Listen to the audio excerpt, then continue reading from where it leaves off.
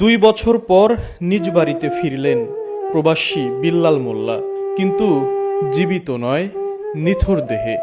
4 বছর বয়সী মেয়ে ঐশী শেষবারের মতো এক নজর দেখে নিচ্ছেন প্রিয় বাবাকে। আদরের মেয়ে ঐশীর সাথে শেষ কথা বলতে বলতেই প্রবাসের মাটিতে প্রাণ হারান বিল্লাল।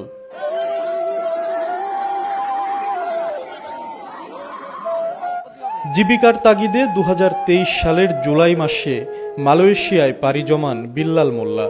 সেখানে জোহর বারু এলাকায় কনস্ট্রাকশন সাইটে নির্মাণ শ্রমিকের কাজ করতেন তিনি।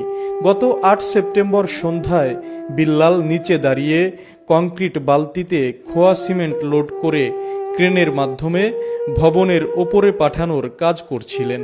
বালতি ওপরে পাঠিয়ে কাজের অবসরে মোবাইল ফোনে মেয়ে ঐশীর সঙ্গে কথা বলতে থাকেন বিল্লাল। এরই মধ্যে ক্রেনে খালি বালতি নিচে চলে আসায় ফোন রেখে দেন তিনি। কিন্তু এ রাখাই যে শেষ রাখা তা কি জানতেন বিল্লাল? আবারও বালতিতে খোয়া সিমেন্ট লোড করে ওপরে পাঠান বিল্লাল, কিন্তু বালতি আর ওপরে যায়নি, ছিঁড়ে পড়ে তার বুকের ওপর। চাপা পড়ে ঘটনাস্থলেই মারা যান তিনি। মেয়ের সাথে কথা বলার মাত্র কয়েক মিনিট পরেই নিভে যায় প্রবাসী বাবার জীবন প্রদীপ।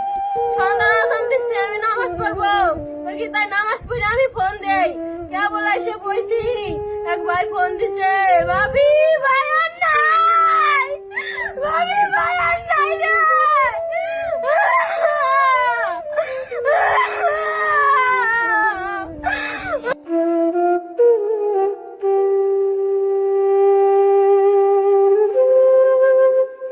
সোমবার তার মরদেহ রাজবাড়ী সদরের বসন্তপুর ইউনিয়নের হাটজয়পুর গ্রামের নিজ বাড়িতে এলে স্বজন ও প্রতিবেশীদের কান্না আর আহাজারিতে ভারী হয়ে ওঠে আকাশ বাতাস।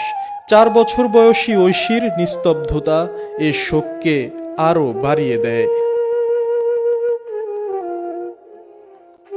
আচ্ছা, ঐশীর কি বড় হয়ে মনে থাকবে বাবার সঙ্গে শেষ কথা কি হয়েছিল তার?